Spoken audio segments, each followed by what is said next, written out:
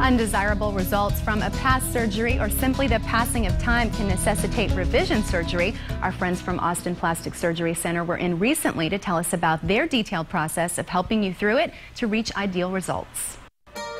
Today we begin our conversation with Dr. Sergio Maggi and Tricia Rollman-Vargas of Austin Plastic Surgery Center on the corner of Far West and Mopac. We're talking about revision surgery. Guys, thanks so much for being here today. Thank you. So you have a three-part process that you like to adhere to, right? Well, I think it just makes sense. It's sort of developed over the last 10 years or so that we've been in practice, almost 12 years now.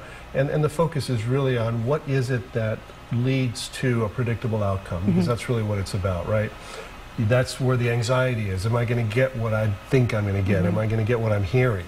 Well, the consistency is determined by a system. And the system we have is attention to details.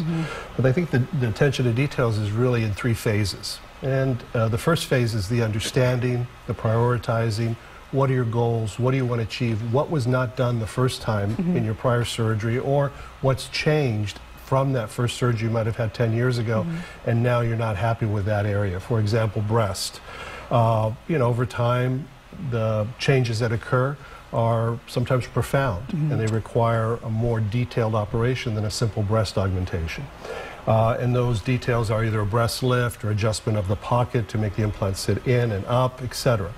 The other type of operation that's also very demanding is nose surgery or rhinoplasty. Not for function, but for appearance, right? Because the functional part is the breathing and all that. Our focus is really on the appearance of the nose, assuming the breathing is good. Not to make the breathing worse, but the attention there is to enhance the shape of the nose, just like the breast, in a way that's harmonious with the patient's body. So it all matches and it's all looking very natural and beautiful, an improvement. But on noses and breasts, it's all about symmetry, and that symmetry is so critical. And that symmetry has to not only be present at the end of the operation, but has to be present after you're healed. And that healing period, the critical part, I think, is the first 3 to 4 months.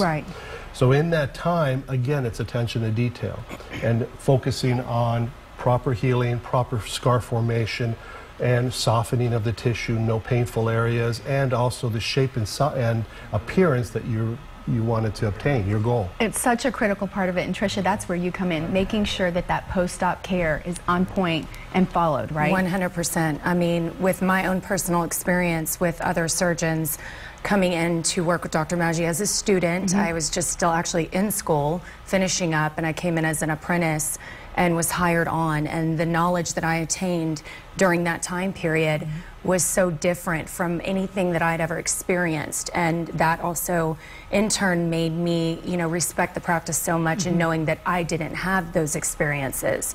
So I know how critical they are, because I know for a fact I would not have had some of the problems that I had, prior to being with him, if I had had the attention to detail and the proper follow-up care. So that's why it is critical that, we see our patients just as much as possible, and that they have constant communication with us to know that they're headed in the right place with their healing and the entire process of it. I know you're always available to them. Thank you so much for being here. Thank you. And go to drmaggi.com to learn more about their procedures, meet the team, and see their private surgery center, or to book a consultation.